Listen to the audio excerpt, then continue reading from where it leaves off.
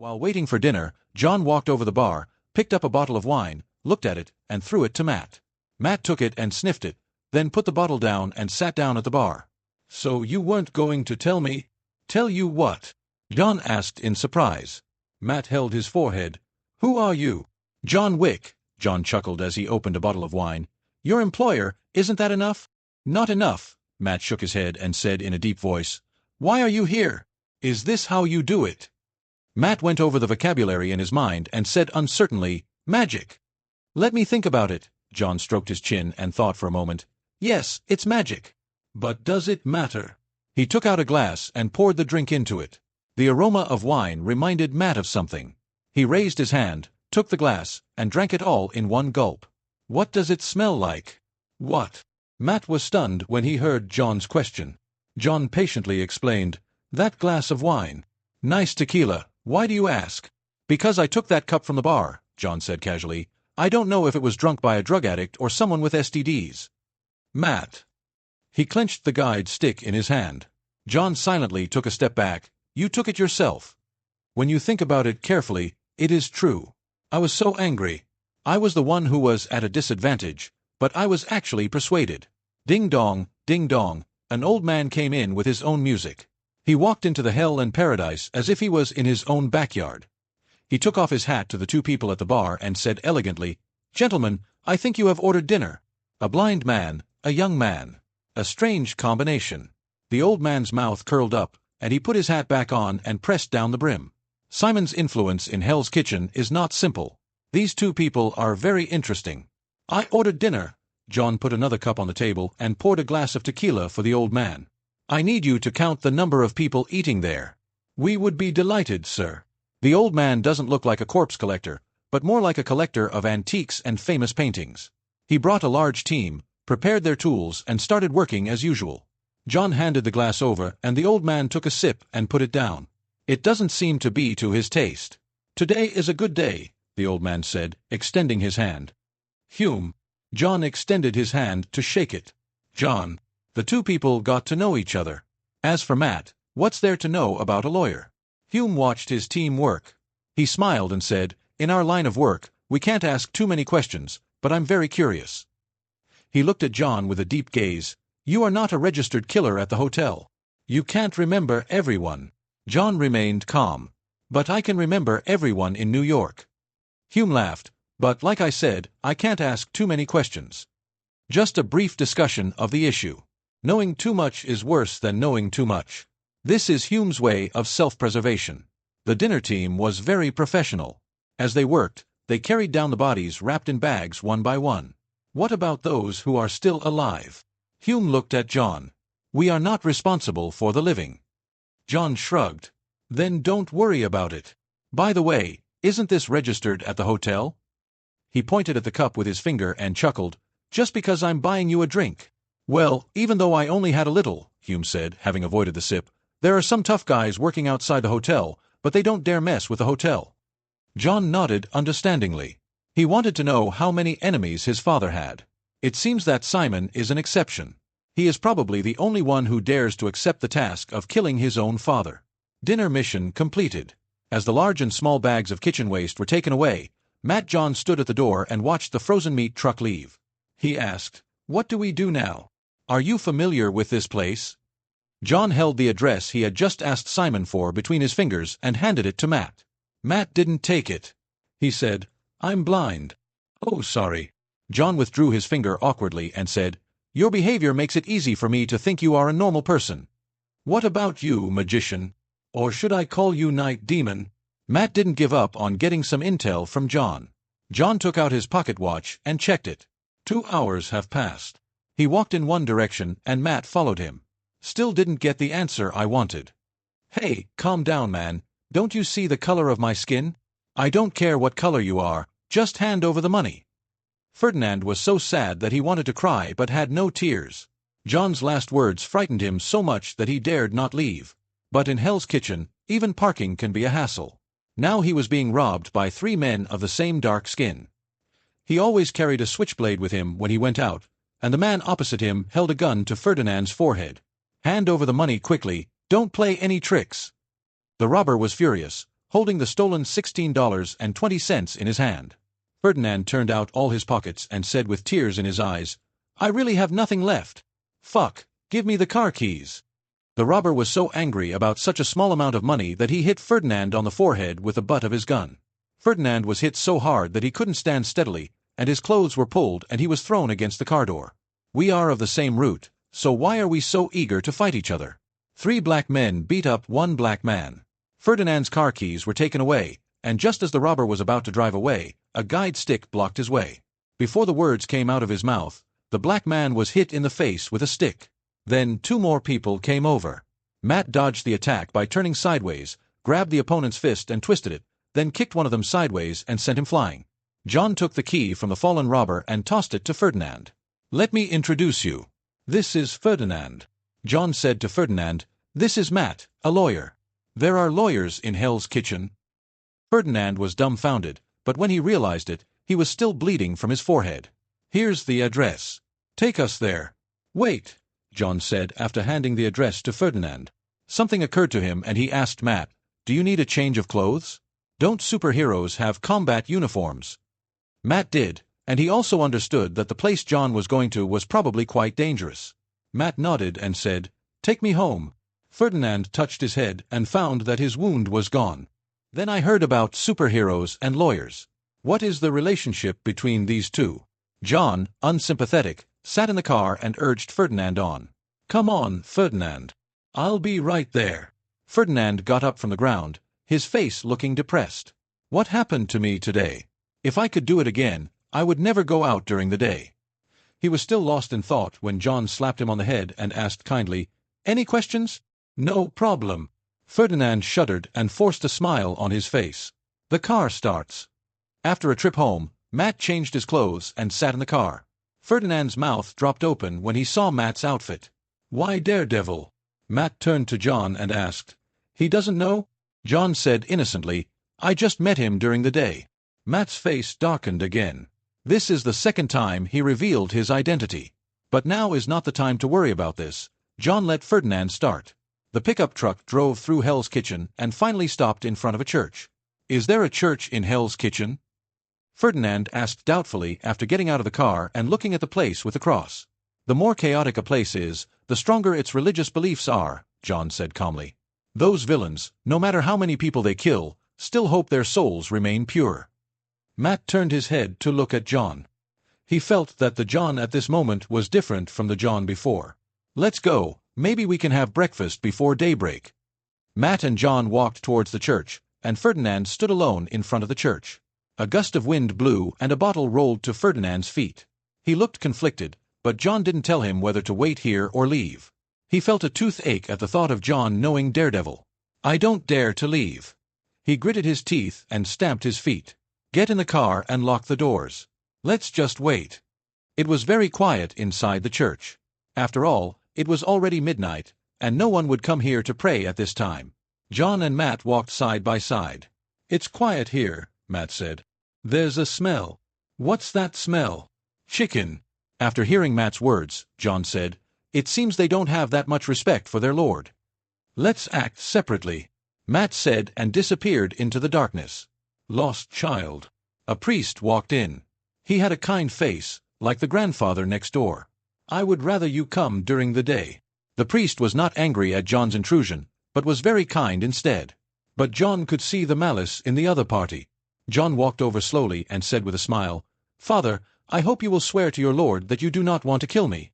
A glint flashed in the priest's eyes, and then he said with an exaggerated and absurd expression, "Of course, my child, I absolutely do not want to kill you." "Sure." John raised his index finger to silence the crowd and smiled. "Liars can't enter heaven." He waved his right hand, and before the priest could react, his body was pulled towards him by a strange force. Photography magic. John grabbed his neck and his eyes turned into vertical pupils. "You lied to your Lord, I saw it." He looked directly into the priest's eyes. "Tell me why you assassinated Wick." When the priest heard this question, he realized that he had been exposed. His expression changed and he yelled, "Do it! Take action! You should look around." John chuckled. Those hidden in the church fell one by one. Matt walked out of the darkness. With his supersensitive hearing and sense of smell, He was extremely terrifying in the dark. The priest's face changed when his own men disappeared. John grabbed his sleeve and pulled it, tearing it open, revealing the tattoo of the 10 Rings Gang. "Tell me, or I'll pry your mouth open." The vertical pupils in John's eyes were suffocating. The priest found it difficult to breathe, and the person in front of him turned into darkness and swallowed him up. "I tell you." Matt can't see, but he has super senses. He composed the picture in his mind, seeing the counterintuitive levitation. He became more and more curious about John's identity. Was he really a magician? As a lawyer, Matt is inclined towards science, but his wisdom tells him that nothing is impossible in this world. The priest was shrouded in fear and could not hide anything from John. "We want to take him down and become the master of darkness in this world." The priest blurted out everything at once, trembling beyond his control. The fear that strikes the soul, the terrifying power that makes people dread. Someone at the high table was dissatisfied with his actions, and that person joined forces with us to take action. To tell the whole story, besides the 10 Commandments gang, there are other people involved. As for who the high table was, he didn't know. John let go of his hand and the priest fell down. "The high table," John pondered. The high table is the original 12 underground forces that Dad brought together when he created the Underground Alliance. The high table composed of them is the highest authority in the entire Underground Alliance. The high table forces are in various countries, and they have become more powerful because of this alliance. It can be said that it is the most powerful underground force in the world. This alliance pays attention to rules. The other party wants the old man to die, and he is probably ready to become the new generation of leader. "I've told you everything I know." The priest prostrated himself on the ground. "They are a terrorist organization, but the one here is just a team that sneaked in. They once kidnapped Tony Stark to make weapons for them, but unfortunately Tony simply hammered out a suit of iron armor and escaped. However, it can be seen from here that the other party is courageous and powerful. Tony was kidnapped, but the army was alerted. As terrorists, killing is clearly not their specialty." John raised his eyes, and his left hand slid the wand into his palm, which he grasped and waved. "Imperio." The light flashed by and the priest's expression became dazed. "I'll let you go, but you have to do something for me." John looked down at the priest, his expression cold. "Go back and help me deal with the mastermind behind this." He whispered in the priest's ear, "Tell him Wick sends his regards." A gold coin fell into the priest's pocket, and John patted him on the chest. "Go, return to him at all costs and convey my message to him." The priest nodded in a daze, as if John was his master. The Imperious Curse. An evil spell that can control people. But there is a drawback. As long as your mind is strong enough, you may be able to break free. But that also depends on who cast the Imperious Curse. The priest was overcome by fear, and his mind was now unable to break free from its shackles. He stood up and walked outside like a zombie. Matt asked curiously, "What did you do to him?" "A magic," John said calmly, "that will allow him to do something for me." "Are you really a magician?" "A wizard, to be exact." John glanced at Matt. "Don't you think you'd be better off in a combat uniform?" Matt, dressed all in black with a felt hat covering his eyes, said matter-of-factly, "It's more convenient this way. From what I know, superheroes all wear tights." John spread his hands. "Maybe you'd look more like Daredevil that way." "That's them," Matt said non-committally. He had seen the guide's stick tapping the ground. "What do we do with these people?" "You're a great partner, Matt." The fact that Matt hasn't been bothered by the fact that he murdered someone makes John think that he might be a good partner. "Of course, those people should be left to professionals." John extended his hand. "Lend me your phone." "You should buy yourself one." Matt thought it was ridiculous that John didn't have a cell phone. He threw the phone out and it landed accurately in John's hands. Although he was curious about John's identity, judging from his actions, he was targeting bad guys. "Are you looking for the group of people from before?" Matt thought John was talking about the corpse collectors. John shook his head and said as a matter of course, "No, for something like this, of course we should call the police." He called the police. "Hello, this is Hell's Kitchen. We've discovered a group of terrorists armed with heavy firepower hiding in the church. There are 10 of them in total. Oh, one is gone. You'd better come quickly." Matt listened expressionlessly as John made the call. After the call ended, John threw the phone back and said softly, "See, it's solved now. But there's one thing. The FBI will probably be here too. I hope you can take care of this for me." John walked into the church, not knowing whether the people here had been killed or the other party had taken over. He came to the confessional inside the church and waved his wand, blowing up the wooden house. Gold emerged from the ground, and he picked up a piece and weighed it. There's probably over 100 million in gold here. I don't know if it belongs to the nearby gangs. He tossed a piece to Matt with a grin. Why don't we split it? Matt caught the flying gold nugget. This nugget alone weighed 1 pound and was worth a lot of money. It feels heavy in the palm of my hand. Without hesitation, he threw it back to John. John took it and said regretfully, with $3, you can buy your law firm. Thank you for your kindness. Matt was indifferent. If he was after money, he wouldn't have taken this path. He has known since childhood how to use rules to restrain people's behavior. If I accept this wealth, I will become no different from those Hell's Kitchen villains.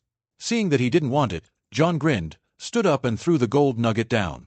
There was a crisp sound of gold nuggets colliding, and John raised his wand and waved it casually. The gold inside jumped into his pocket, and in a few moments, it was all there. Walking towards Matt, John said, we need to find a place to pay you. I won't use the money, but it has a good place to go. The two left the church, and the members of the 10 Commandments gang inside were unable to wake up for a while. Outside, Ferdinand was anxious. Seeing John and the other man come out, he breathed a sigh of relief and hurriedly got out of the car and opened the door. John didn't refuse and got into the car. To your law firm? No thanks. Matt got into the car and said calmly, I don't want anyone else to be involved. You think too darkly of me. John took out a piece of gold from his pocket and threw it to the passenger seat. Ferdinand felt his eyes dazzled and he looked out of the corner of his eye. Seeing the reflective gold, he almost bumped into the streetlight when he got out of the car. This. He spoke incoherently. John casually said, your reward for today. Ferdinand never thought that he would be paid today. You send me here and I'll pay you, John said disapprovingly. It's an equal exchange. Watching Ferdinand pick up the gold as if it were a treasure, John urged, if you don't want to be treated as a suspect by the police, you'd better drive quickly. Oh, right away. Boss, please sit tight. Ferdinand nodded hurriedly. Step on the accelerator to accelerate. After they left, police cars headed to the church. Leading the charge were 2 FBI agents. This is it. The agent walked in and saw the 9 people hanging, and then looked at the weapons lying quietly on the floor. The policeman gasped. Even bazookas were present. If the police were to discover this, the firepower would be enough to kill them. Who is it? The agent frowned. The police had just been called to Hell Paradise, and there was no one inside. Now there are terrorists being hanged here. All members of an underground force disappeared, and another terrorist suddenly appeared. These things are full of mystery and are confusing. John Wick has entered Hell's Kitchen. The agent remembered the tip he received. Coincidentally, just as the FBI learned that Hell Paradise was related to Wick's attack, all the members of Hell Paradise disappeared. Plus the tip-off. Could these people be John Wick? The Wick son, the one who knows almost nothing. They also met at the police station during the day. Even before today, they had thought that Wick's son was a nerd who didn't know how to go out. It now appears that the FBI's perception was completely wrong. All his information is in the UK. It's a problem. While the FBI was brainstorming, John had already returned home. He was joined by Matt. Ferdinand has completely become John's full-time driver. He was hugging Jean Z and kissing her in the car.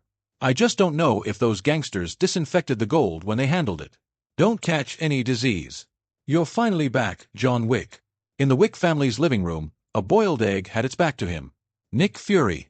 Is it true that no one has complained about you trespassing? John was speechless. Couldn't this braised egg appear normally?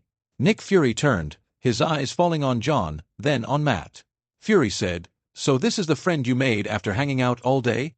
To be precise, I hired a lawyer, John said calmly, who specializes in dealing with thieves who break into people's homes. Matt had taken off his nightgown. He was dressed in a suit and tie, holding a guide stick in his hand, looking harmless. Lawyer. Fury smiled inexplicably and said to John, Hell's Kitchen is very busy today. Really? John walked into the kitchen, opened his refrigerator, glanced at it, and said nonchalantly, maybe they are having a party. Someone told me you went to Hell's Kitchen. Fury walked over. Perhaps you could tell me about some of your troubles. Just treat me as your kind Uncle Jack. First, I don't have an uncle. John took out a bottle of milk and sneered. Second, no one in their right mind would tell their troubles to a black-faced guy in a leather jacket. Braised egg. Fury was stunned and touched his head. He turned to look at Matt. So you want to tell him about your troubles? Maybe that's a good choice, John said casually, opening the milk and sniffing it. Please show some respect to my lawyer, Mr. Chief. Well, Fury said to Matt, nice to meet you. Matt Murdoch. Matt had all the qualities of a lawyer. He didn't reach out but said to John, the bottle of milk has gone bad. You have a really good nose. John poured the milk into a cup and handed it to Fury. Fury, do you think I'm a fool? John said with concern, to whiten your skin. You let a black man whiten his skin? Fury was provoked, but as the king of agents, he still had some magnanimity. He took the milk and placed it on the table, looking at John seriously. I hope you don't wander around. If anything happens to you, your father will drag the whole of New York down with him. Then you should protect my father even more. John grinned, revealing his white teeth. If anything happens to him, I will drag this country down with him. Fury gave him a deep look and said, the Ten Rings gang is more dangerous than you think. And I, John said, throwing the milk into the trash, am more dangerous than you think. He turned and walked towards the second floor. If you have anything to say, you can talk to my lawyer. I think the Strategic Homeland Defense Attack and Logistics Support Agency should still be under the jurisdiction of the law. Fury watched John walk up to the second floor. He fixed his gaze on Matt and asked in surprise, he actually remembered it? To be honest, this name is so difficult to pronounce that even the people at S.H.I.E.L.D. don't like it. Matt smiled slightly. He was wearing red sunglasses. Is there anything I can help you with? There was something about Fury that he didn't like. The most important thing is that when this person speaks, his heartbeat basically maintains a steady pace. He will not change at all because of any words, which shows that this person has strong psychological qualities and has accumulated lies over the years. Fury was not getting what he wanted from either side, and since the most important thing right now was not here, he took out a card from his pocket, put it on the table, and shouted to the second floor, call me if you need anything. There was no response, so he turned and left. When the door closed, Matt walked around the living room. John came down. What did you do? Matt just heard some movement above. John put a bag in his hand on the table with a dull sound. Matt was silent and asked, I just heard the safe open. Oh, I opened my father's safe. John was honest. Although there is no password, John has the unlocking spell. The money here is legal and compliant. John pushed the money to Matt. How about becoming the Wick family's lawyer? Dad has a lot of cash at home. Here is 1 million. Matt lifted his stick and pushed it back. He said calmly, I don't want to. John raised an eyebrow and asked, reason? Matt only said 2 words, Wick. You're Watson Wick's son, Matt said, touching the armrest of the sofa as he sat down. Your father is the ruler of the world's largest underground power. Isn't that reason enough? As a hero of Hell's Kitchen, Matt is no stranger to the name Watson Wick. Entrepreneur, investor, hotel tycoon. There is nothing wrong with putting these labels on Watson Wick, but he is more than that. He is also the master of the Continental Hotel, the one standing at the 12 high tables. So he won't accept this recruitment. In his opinion, John was just chosen to be won over based on his abilities. When John heard the answer, he didn't get angry. Instead, he asked, what if you were John Wick's lawyer? Serve you? Matt sneered. This isn't charity, nor is it pity, John said seriously. I need someone to do something for me. We're not friends yet, Matt. So I prefer equal exchange to get help. You're so honest you don't seem to be Watson Wick's child. Matt looked at John. This man has been full of mystery since his appearance. After learning that he is Watson Wick's child, the mystery has not decreased but increased. If I don't agree, will you use my identity to threaten me? Matt asked his own question. John shook his head and said, no, but you won't be able to get my help either. This is an equal exchange, mutual help. Matt thought for a moment, shook his head and said, take the money back. John looked at him silently as Matt continued, that's too much money for what we charge. With a smile on his face, John stretched out his right hand and said, don't let Fudge hear it, he will kill you. Matt shook the hand and smiled knowingly as he mentioned his good friend. He will indeed kill me. The two people reached a cooperation. Matt becomes John's lawyer, and when necessary, he can also be John's assistant. Taking out a wad of money from the bag, Matt stuffed it into his pocket and walked out. I'll have Ferdinand take you back, John joked. If I get caught, I'll call you. Matt shrugged. That's a pretty good possibility. Those FBI will always keep an eye on everyone in the Wick family. He walked out of Wick's house and toward the car. Ferdinand had completely changed his attitude and stuffed the gold into his butt pocket. Although driving like this is a bit painful, it doesn't matter. Safety is the most important thing. John knocked on the car window, and Ferdinand rolled it down and asked flatteringly, "How can I help you?" "Come pick me up here tomorrow night." John glanced at the pickup truck and mentioned again, "Don't drive." Ferdinand didn't understand John's intention, but for the sake of gold, he was willing to do anything for the man who pierced his right hand. The car started and disappeared.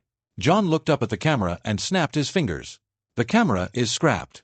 Natasha, who works as an assistant at Stark Industries, looked at the black screen, and a strange color flashed in her eyes. Stark in the laboratory where he works. Tony stared at the new elemental data he had obtained from his father's model. Blue light balls surrounded Stark, and he sat in his swivel chair with an emotional and complicated expression. "You've been dead for 20 years and you still want to teach for me?" Howard Stark used his wisdom to tell his son that your father is your father after all. The thing that had been bothering him for a long time was solved by a man who had been dead for 20 years. A smile appeared on Tony's lips, and a new element appeared to replace the palladium element. He clapped his hands vigorously, and the surrounding light balls shrank into his palms. The blue light of the new element reflected in his beautiful eyes, and he was a little intoxicated. The new element you discovered should be able to replace the palladium you are using. Computer Manager Jarvis congratulated. "Thanks, Dad." Tony looked up at the purple crystal chip being analyzed on the machine and muttered to himself, "Magic." The palladium element that almost cost him his life suddenly has two substitutes. One is the crystallization of science, the other is mysterious magic. Tony picked up a sledgehammer and started demolishing the house. He wants to give the laboratory a major makeover. When the new laboratory was about to be completed, a bald-haired SHIELD agent walked in. Agent Coulson. He came to say goodbye. There is one thing that even those who hate Tony Stark will admit. That is, this dude is definitely one of the smartest guys. His brain, full of innovation and wisdom, is a treasure to the whole world. After receiving a hint from his father, he began to create new elements on his own. Coulson came here to say goodbye to Tony because SHIELD was going to transfer him to New Mexico. Tony didn't care about this. He was more concerned about his new element. As the assembled machine started up, the dazzling laser was able to easily cut through the steel plates, causing damage to the walls and furniture of Stark's laboratory. Tony uses a giant wrench to twist the refracted cube. As the laser energy is injected into the new element, the new reactor is completed. It also means that Tony Stark will no longer die from palladium. And while he was creating new elements, one man was also revolutionizing the reactor. Ivan Vanko, his father once worked with Howard Stark to develop energy source technology. But because he wanted to make a profit from it, he was exiled from America by Howard Stark. Because of this incident, Ivan's father was exiled to Siberia, where he died of depression. Even until his death, this man was still repenting to his son. Everything that belonged to Tony Stark on television should have belonged to Ivan Vanko. The death of his father also stimulated Ivan Vanko. All this was caused by the Stark family, those thieves who stole my father's technology. Howard Stark's dishonesty was borne by his son. That's why Ivan came to assassinate Tony. Ivan, who was debugging the reactor, increased the speed, which gave him a more intuitive understanding of Tony Stark's cleverness. The handmade reactor has defects after all, but Tony can improve the function of this reactor by more than one level with just a few casual words in prison. Glancing at the whip he had prepared, he heard a phone call coming. Press Bluetooth headset. It was to rescue his boss Hammer, who inquired about the progress. But the result was not ideal for Hammer. He had originally wanted to use this expo organized by Stark to severely suppress the other party. But Ivan told him that he could only show and not demonstrate, which made him very annoyed. Go straight to the laboratory and have someone watch Ivan prepare the iron soldiers for the next step. Ivan just smiled at this. A dog has no right to bark in front of a tiger. What are you wearing? The doorbell of Wick's house was rung. John opened the door and saw Ferdinand outside.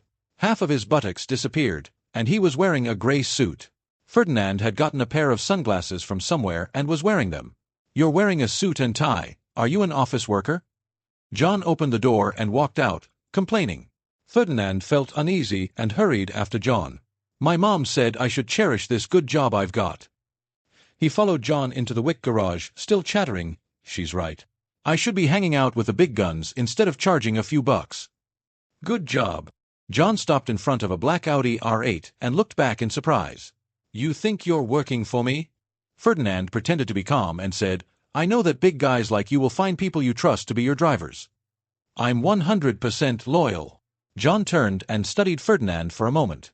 This made Ferdinand uneasy, and he just told his mother on impulse that he had found a job and that he was working for a big shot. As a result, his loud-mouthed mother told all the neighbors about it. Whether it was for the sake of face or because he really felt that there was no future in his previous life, he wanted to stay with John. To this end, he gritted his teeth, pawned his gold, and bought a high-end suit to improve his impression points. But he usually looks like a gangster, and when he puts on a suit he looks like a monkey in human clothes. Just when Ferdinand was about to give up, John said, "I'll be on call 24 hours a day, with my phone on. I'll be paid 10,000 yuan a month, but I don't provide food or lodging." Ferdinand was stunned at first, then overjoyed. Yes, Mr. Wick. He was so happy that he couldn't express it in words. This was a job he had picked up by chance. The price he paid was getting stabbed with a pencil and getting beaten up in Hell's Kitchen. Well, it doesn't seem low. In order to show off, he immediately asked in a flattering manner, "What should we do now, boss?" "Let's go." John casually picked up the car keys and threw them to Ferdinand. "Drive this car to the Continental Hotel." Ferdinand looked at the luxury car with his eyes wide open. "I was afraid of scratching the car, so I was extremely careful even when entering." John got in and waved gently across the seat next to him. A black bag appeared in the back seat of the car. Ferdinand swallowed his saliva at this magical scene. "I feel like I have really found someone great." The car started, and the roar stimulated Ferdinand's nerves. As a low-level gangster, when can I drive a car like this? He stepped on the accelerator and left the Wick family's garage, driving recklessly on the streets of Manhattan. It also fits the character of John, a rich second generation. The FBI who were staking out Wick's home also discovered the car registered to Watson Wick. They started tracking. In front of the Continental Hotel in New York, the black sports car stopped and John picked up his bag and walked inside. "Boss, just let me do it."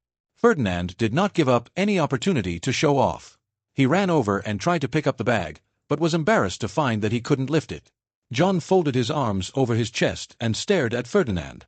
Ferdinand had to grit his teeth and finish the tasks he had set out to do. His face turned black as he finally picked up the bag. John walked in front, and he followed behind, walking step by step like a disabled person. "It's still the black receptionist." John came here and the black man smiled. "Nice to see you again, sir." The receptionist smiled and said, "How can I help you?" "I want to post a bounty, but I'm not very familiar with the operation." John smiled back, and Ferdinand trudged over to put the bag down. John picked up the bag that Ferdinand had to lift with all his strength and put it on the front desk. Bang! The heavy sound seemed to be about to crush the table. The receptionist's eyes narrowed, and he could tell by the metallic clanging and heavy sounds coming from inside. There was gold inside, lots of gold. Gold is hard currency everywhere. "We're not responsible for this, but—" The receptionist smiled appropriately. "The hotel is willing to help." "Who are you going to offer a reward for, and how much is it?" "That's great." John put his hand on the bag and smiled. "The bounty target is the leader of the 10 Rings gang. Reward amount: 120 million, gold." John smiled as calmly as if he had said $1.22. The receptionist's fingers trembled, and the smile on his face almost froze. With shock in his eyes, he asked, "Can I ask again?" "Of course, the leader of the 10 Rings gang, 120 million. John pushed the gold over and chuckled. "This is the deposit. But I want to let killers all over the world know this news." John's smile was like the smile of a devil about to feast on a soul. The receptionist said cautiously, "I need to ask the manager. The 10 Rings gang is no small matter. It's up to you, but I have a more efficient way." John grabbed the bag and threw it. The bag fell to the ground and slid out, and the gold inside was scattered all over the ground. The jingling sound attracted everyone's attention. The entire hotel lobby is a dazzling spectacle of gold, making it impossible to look away.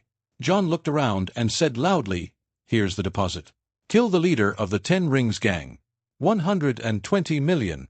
After saying that, he walked away. Walking on gold feels like dust. The front desk saw it. The greed in the eyes of those killers. At this moment, whether the hotel agrees or not, the killing will begin. Ferdinand had not yet recovered from the gold. He was driving somewhat absent-mindedly. John said lightly, "New York is really advanced." "What?" Ferdinand asked in surprise. John looked out the window, seeing the silver and red steel suits chasing past one after the other. Behind him are several unmanned steel soldiers. Tonight's expo is completely ruined, and the iron soldiers controlled by Ivan are chasing Iron Man. The silver steel suit equipped with heavy firepower is the main force, chasing Iron Man. They whizzed over the roof of the car, making Ferdinand scream. Iron Man, it's Iron Man! Oh my God!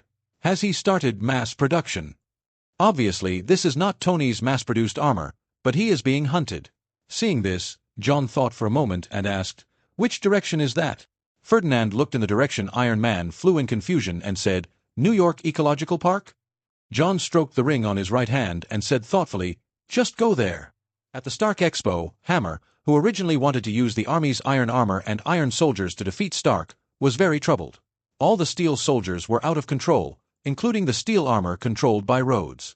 He wanted to stop all this, but they were completely isolated from the host and could not access the system. He seemed to see that his future was bleak. Not to mention continuing to fight with Stark, with such a big scandal, he was afraid that the military would never buy even a single bullet from Hammer Industries again. As a businessman, Justin Hammer is qualified. Because what he cares about is money, not other things. This is a very good quality. Even towards his arch-rival Stark Industries, he currently has no idea of sending iron soldiers directly to kill Tony. He went to this expo in order to surpass Tony, who had been suppressing him for a long time, and also for the large order from the military. As for murder for money, he only wanted money and had no intention of killing. But now everything is out of control, and Stark Industries CEO Pepper Potts is about to call the police on the spot. When Hammer was trying desperately to stop the steel soldiers, he was held down by Natasha, who came over. Natasha is a professional agent, and computer skills are also within her professional scope. After she forced Ivan Vanko's whereabouts from Hammer, she decisively went to Hammer Industries. As she was driving away, she passed by the car John was in. John stared at the rampaging steel soldiers with great interest and couldn't help but sigh, "What a talent! Ivan Vanko is an extremely outstanding scientist, not to mention being able to transform Hammer Industries' iron armor into iron soldiers." Plum. He saw an acquaintance, the woman anxiously looking for her child, being pushed and shoved in the crowd. Parking. John gave Ferdinand his orders. "Are you kidding me, boss?" Ferdinand saw the chaotic crowd and he didn't want to stop here. John looked at Ferdinand's bald head calmly and said lightly, "As a driver for an important person, the most important thing is not how smart you are, but whether you are obedient enough, Ferdinand." After hearing this, Ferdinand realized that if he didn't want to lose his job, he'd better listen to John. He slammed on the brakes and stopped right next to May. "Peter, Mississippi." John opened the car door and chuckled, "How can I help you?" "John." May saw John as if she had seen a savior. She hurriedly grabbed John's hand and said, "Please help me find Peter. Use your, magic." "Well, as a reward for your help last time," John pulled out his wand and cast a spell while the crowd was in chaos. "Peter, come here." Little Peter, wearing an Iron Man mask, is also looking for May. The next second, a strange force grabbed his collar and dragged him over. People saw a child being taken away by invisible hands. However, few adults who are busy with work have the time to study it. Peter quickly made his way through the crowd and was carried to John's right hand. John tapped the mask and chuckled, "I saved you twice, little Peter." May screamed and grabbed Peter and held him in her arms. She was so afraid of losing Peter. But Peter was very cheerful and said excitedly, "I just saw Iron Man, May."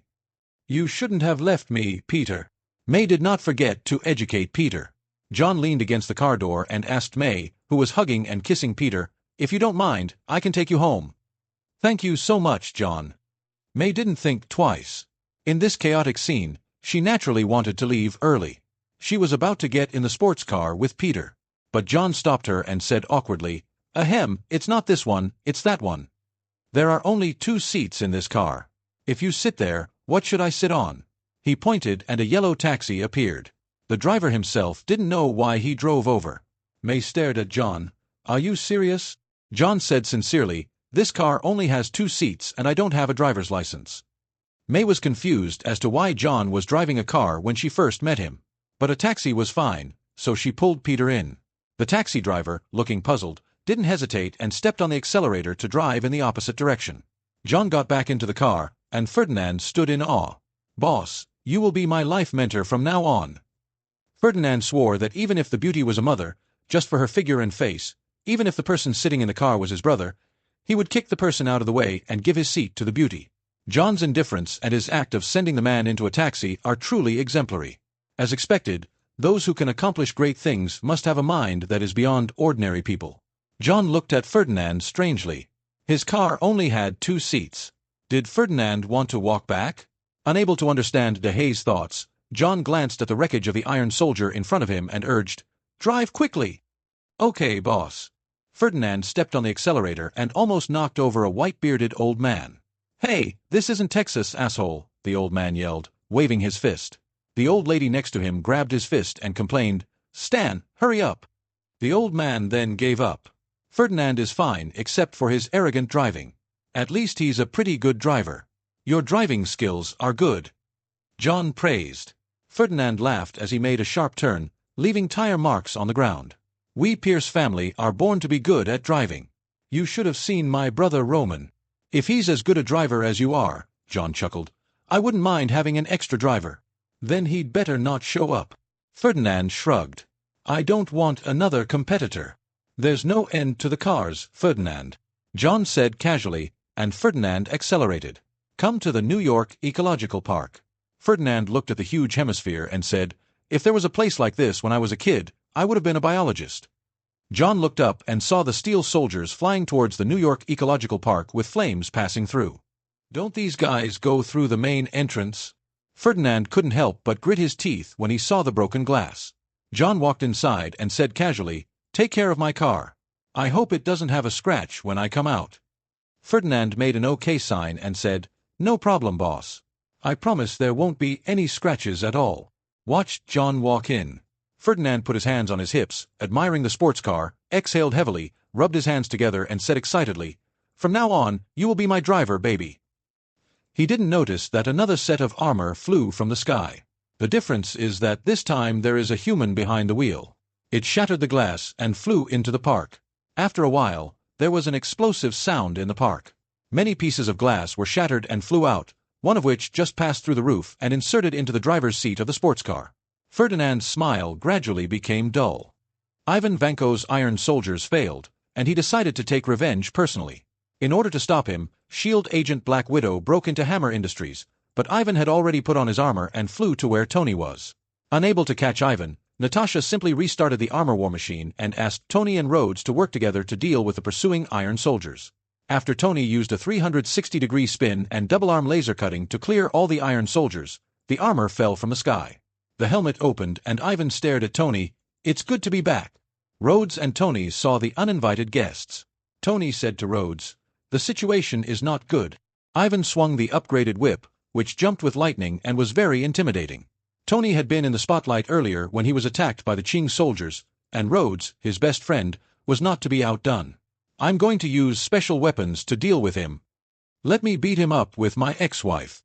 With what? Tony looked surprised.